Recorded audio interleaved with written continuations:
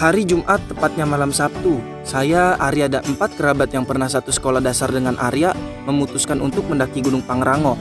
Pada hari itu cuaca sedang tidak bersahabat, namun jadwal telah dibuat.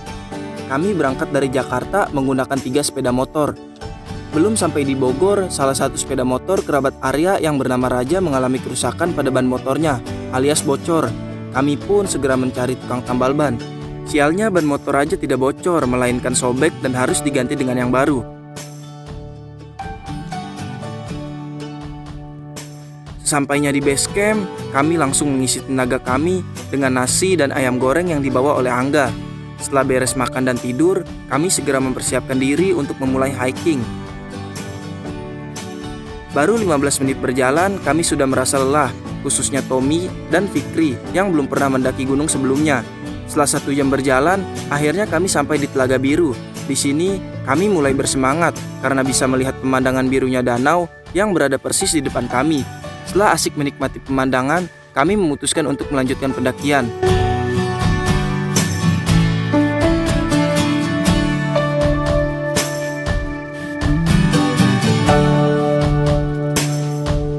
Setelah berjalan dengan santai, akhirnya kami sampai di shelter Rawadenok. Di sini kami beristirahat cukup lama.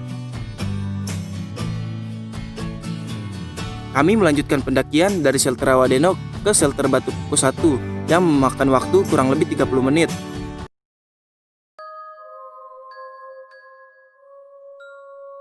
Sebelum sampai di shelter Batu Kukus 2, kami melihat daun yang aneh yang membuat kami sedikit jiper atau takut.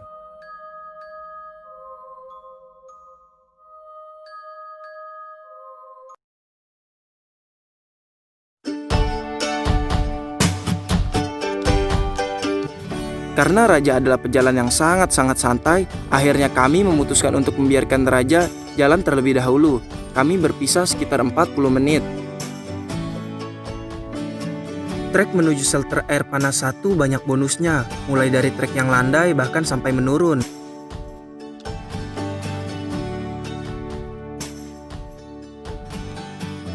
Trek yang ditunggu-tunggu akhirnya tiba, trek yang mewajibkan kita untuk fokus dan sigap dalam mengambil langkah.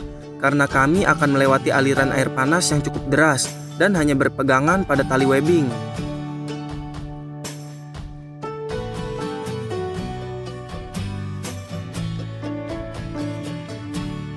Setelah sampai di shelter air panas 2, akhirnya kami bertemu lagi dengan Raja.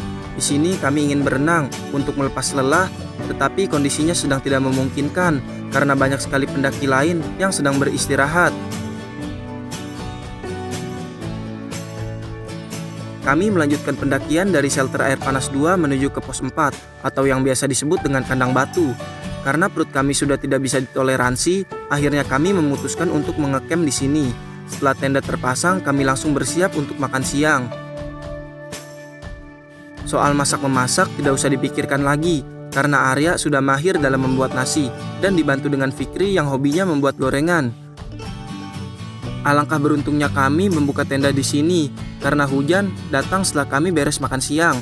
Kami kira hujan hanya sebentar, namun semesta berkata lain. Kami diguyur hujan sejak beres makan hingga malam hari. Karena tenda kami mengalami banjir, akhirnya kami memberanikan diri untuk keluar tenda dan membuat saluran air di sekitar tenda, walaupun harus basah-basahan dan menahan dingin dari angin yang kencang.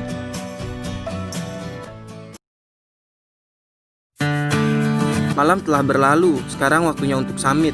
Tapi kami tidak terburu-buru untuk mengudak sunrise karena kami kurang membawa alat pencahayaan dan jarak dari kandang batu menuju puncak Pangrango masih sangat jauh. Sebelum memulai summit, kami melakukan ritual anak kos dengan memakan Indomie yang dibuat oleh Fikri.